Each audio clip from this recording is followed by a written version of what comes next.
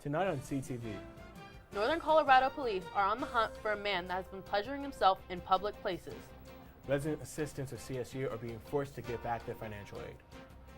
And a new development on the man who was found dead in Horsetooth. All this and more, starting now.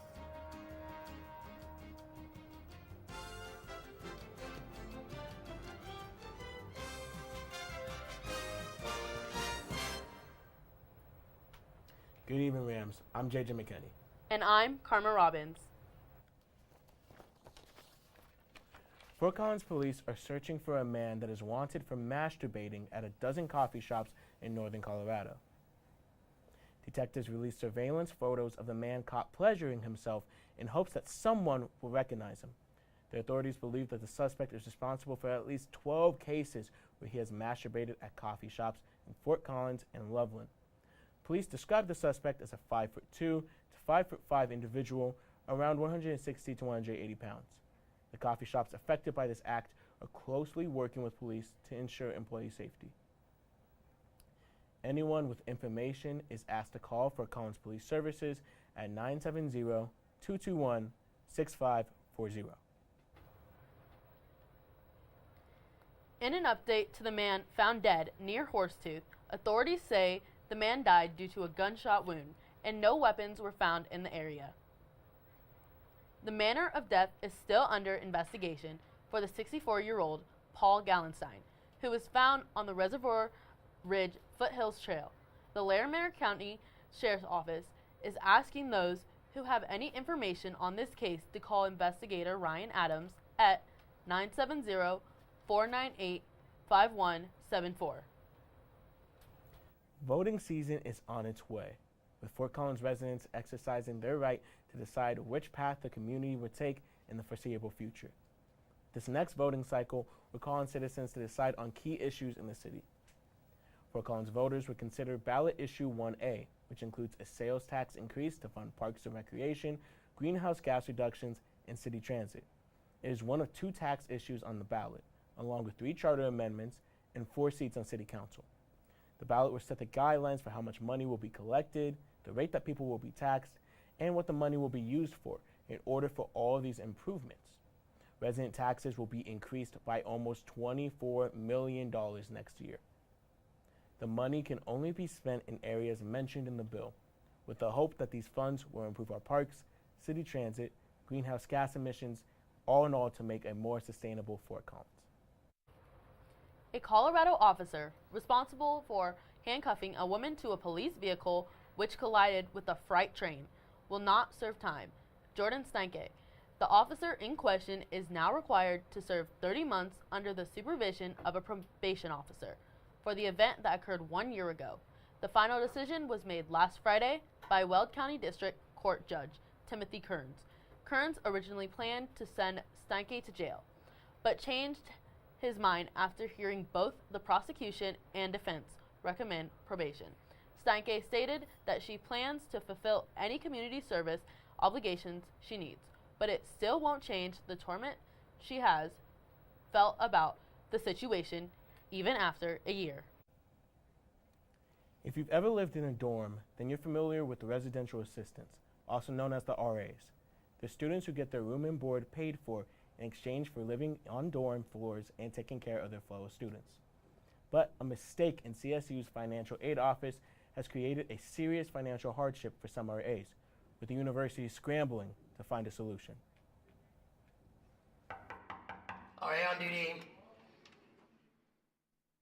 Gilbert Leo is an RA at Colorado State University, and like many RAs, he was expected to get his room and board paid for this semester by the university's financial aid office and housing and dining services. But a clerical error between housing and the financial aid office means Gilbert and other RAs are being hit with a hefty bill they were never expecting to pay. The financial aid office is asking me to pay around $16K, if not more. Gilbert and his mom are going through college at the same time, working together to pay for their education. The discount RAs earn through room and board is necessary to make ends meet. It's putting both me and my mom in a financial burden. Overall, just having to navigate and also deal with the fact that I'm not just an RA, but I'm a medical assistant, I'm a peer mentor. and I'm also involved at CSU. Really, it makes me feel like I have to put more work, try to pay off my tuition, rather than try to enjoy my own experience here at CSU. Now, this may be a bit complicated for some of our viewers to follow along, so we're going to try to simplify it for you as best we can. We have three hands, each representing the RAs, the Office of Financial Aid, and Housing and Dining Services, with tuition being represented in this post-it note. The Office of Financial Aid receives a list of RAs from HDS so that they can take the room and board cost off of their tuition. They didn't do that in time this year, though. So, the Office of Financial Aid charged RAs the amount of regular students, way more than they were supposed to get charged, and FAFSA sent aid for that. Housing and Dining realized that mistake and sent their portion of the RA's housing and dining cost, but FAFSA and the Office of Financial Aid are asking for the excess money they gave to cover their original bill back. However, some of the RAs do not have that money anymore, and rather than HDS paying for it, they're still asking for the students to pay that money back, using either their stipends, their loans, their grants, or their scholarships. So far, potentially as many as 48 RAs across campus have been affected. Gilbert is not alone in this, as Elizabeth Brink is also facing these financial hardships and is having to resort to her own way of paying FAFSA's bills. I come from a family of 6. There's 4 kids. All of us are going to college. All of us are paying our way through college. So I'm looking at taking out external loans to cover that new amount that I have to pay. In a statement to CTV, CSU acknowledges the problem and the mistakes they made, stating that these bills were never supposed to be sent to the RAs in the first place. However, the university cannot legally give out funds for RAs' room and board. The Housing and Dining Services and the Office of Financial Aid are working to find a solution for the RAs impacted. But RAs have different ideas about what should happen next, and hope that something is done about this situation. Housing and Dining Services and Financial Aid, I would recommend that both staff are more sympathetic or even empathetic towards RAs that are going through this situation, and not so like this turning them away.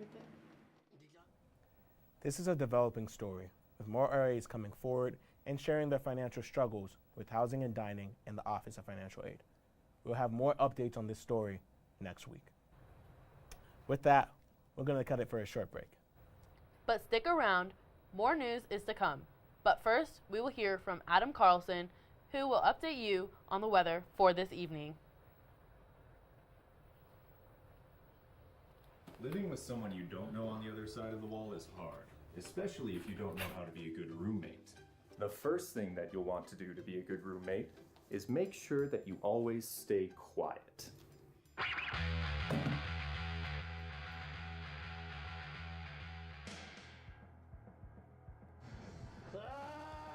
Be considerate of others when using common spaces and appliances. Hey buddy, what you doing? I'm just gonna need like 40 minutes. Be respectful of your roommate's privacy. Ugh, my bad. Finally, make sure that you clean up after yourself. Oh, fresh toothbrush.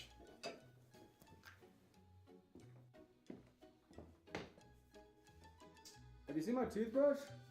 Follow these tips to get along with your roommates and your landlord.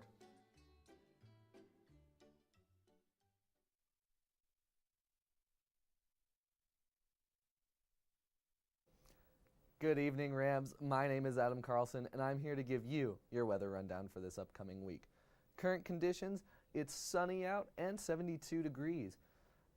Sunset is around 6:59 now, and that's because the autumnal equinox is here. That means tomorrow, the 22nd, you can expect, in theory, a perfect 12 hours of sunlight and nighttime here on Earth. As the year gets darker, we can start expecting fall to come into full swing very soon. Now, overnight lows down that I-25 corridor, everything's around the 50s, but both Colorado Springs and Pueblo have that red flag warning. That just means there's more ideal conditions for fire. And it's just 50s in those eastern plains. But once we head over to the western slopes, things get a little more messed up.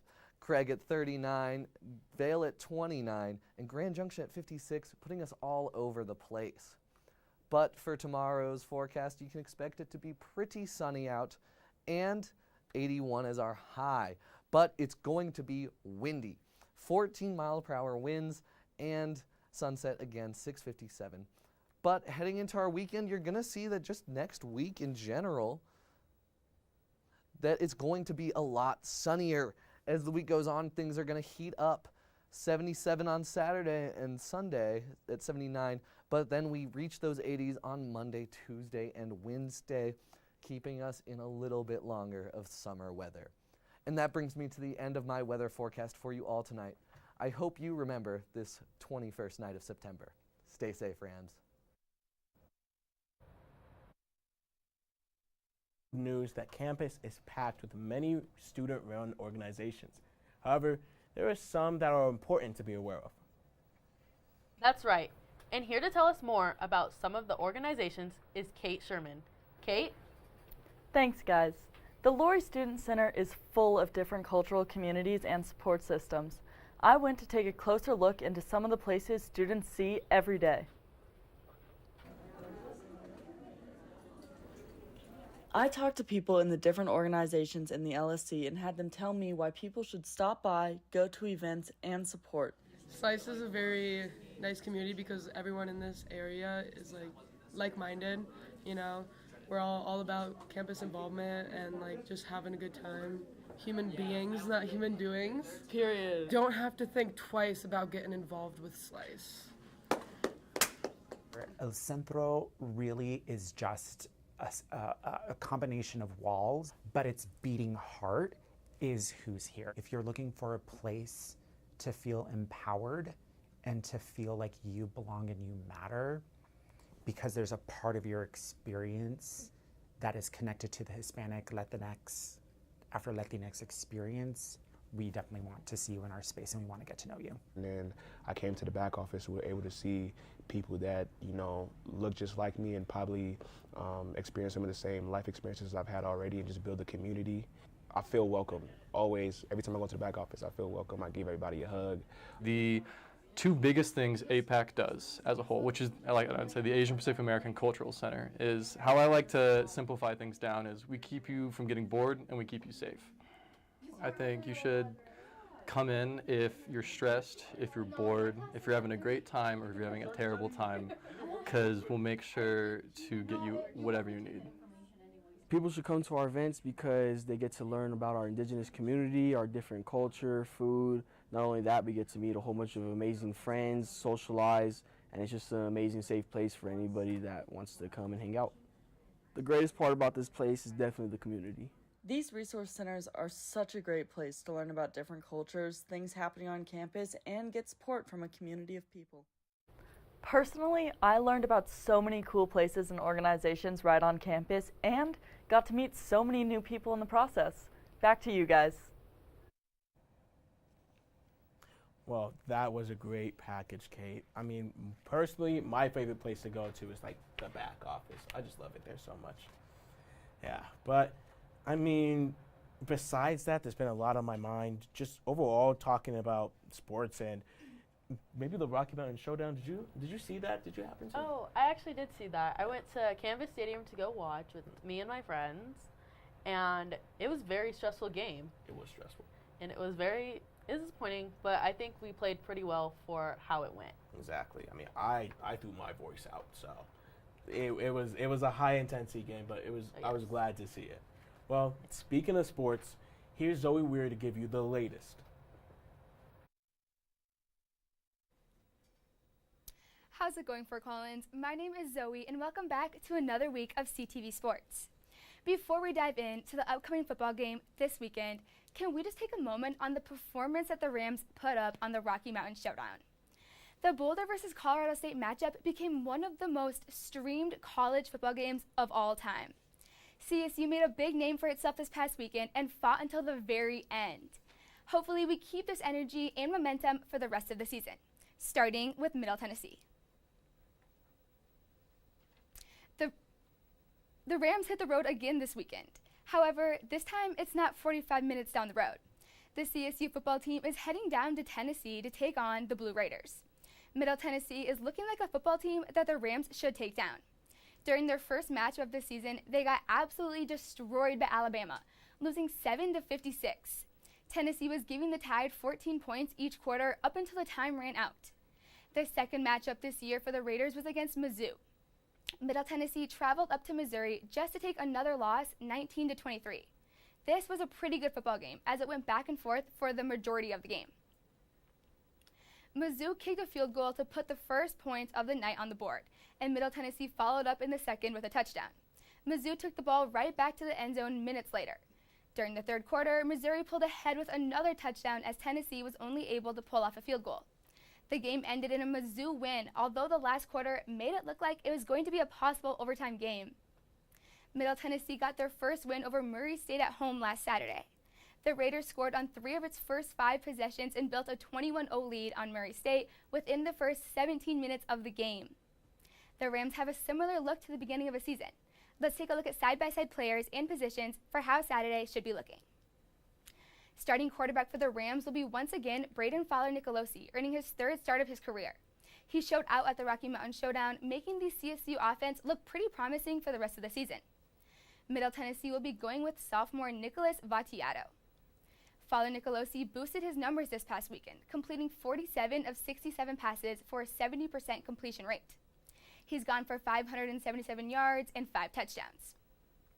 Vattiato has completed 71 of 102 passes for a 69% completion rate, 632 yards, and 5 touchdowns.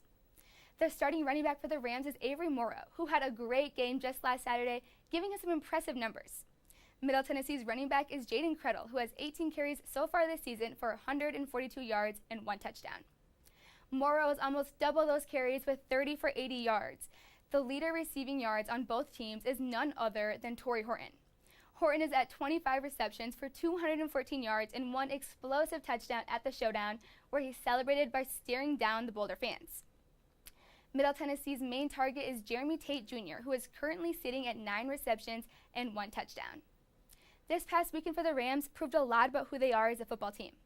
The nation saw a different team than last year for the first time and gave hope for a great rest of the season. As the game concluded in Boulder, Coach Norvell tells his team, "I wanted to see you guys play your hearts out, and you did. When you play in games like this, you gotta overcome a lot of things. We're gonna know we can play this well when we put our minds to it, and that's what we're gonna go do the rest of the year. I know we have a good football team." The Rams are ready to take on Middle Tennessee, and we are ready to watch this new team we all saw in Boulder. Thank you guys so much for tuning in. After the break, JJ and Karma will be joined by our live reporter to round off tonight's show.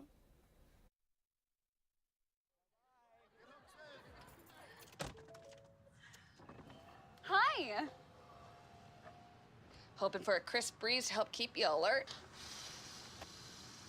Oh, he took a sip of water too. That'll probably help. You were probably gonna turn down the radio too, so you could focus, right? Probably okay isn't okay. Right? If you see a warning sign, stop and call a cab, a car, or a friend. I think the water line is what really drove it home. I blew on him.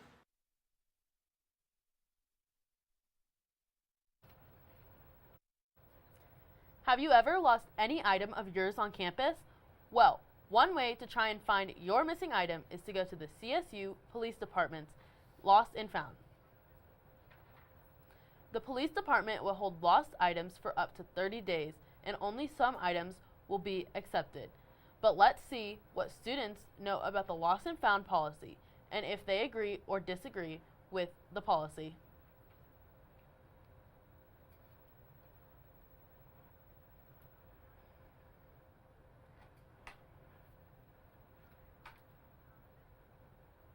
I have not.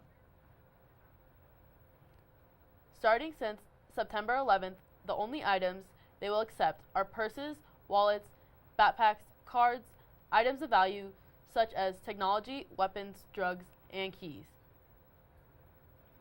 If you lose something, you can contact the police department via email for a quicker response or leave a message at 970-491-7693. Nothing says getting into the fall spirit than a massive feast. Our feature reporter, Maisy Barbosa, joins us live with more. Take it away, Maisy. Movies, snacks, shows. The Lyric in Fort Collins has it all. This past weekend, the Lyric hosted an event to bring the community of Fort Collins together.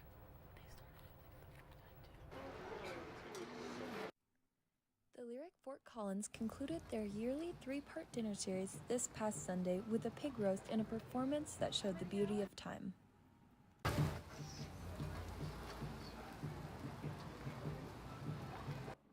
I'm Rachel Hunt. I'm from Serviceberry Catering. We do a yearly pig roast at the Lyric, part of the Deconstructed Dinner series, which is a 3-part pop-up that we do every year. It features a lot of local farmers.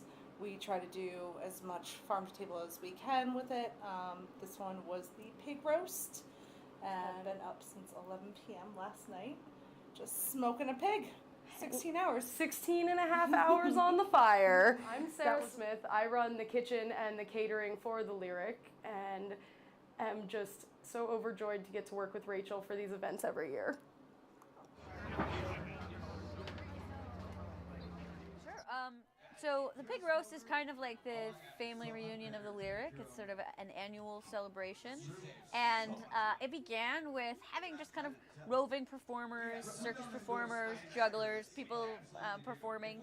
And The Lyric has many events which include dinner series, movies, trivia nights, and more. Make sure to go check out The Lyric next time you're in Old Town. The Lyric hosts the Deconstructed Dinner Series annually, as well as many other events. If you're interested to learn more, more info can be found at the Lyric's website. I love the Lyric. I mean, that's probably opinionated. I'm probably not allowed to say that, but it's just such a nice place, and then seeing that made me really hungry too. I'm not even gonna lie. What about you? I've never been to the Lyric. I mean, or heard of it until right now, actually. It sounds like we need to go to the Lyric. It sounds like we have plans. Okay, we're gonna go to the Lyric. All right. All right. All right.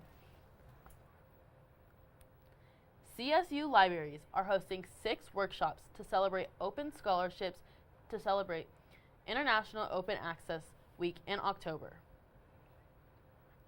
Most of the workshops are online and require registration. CSU believes that knowledge and information should be publicly available. CSU wants everyone to have an education. These open scholarships will allow those who cannot fully afford an education and allow them to spend less money than they are already spending. If you go to sourcecsu.com, you can find more information on these scholarships and when they are available. Look forward to more information on how the open workshops went in October. Well, that's all the news we have for you guys tonight. Thank you for tuning in, and we'll see you all next week.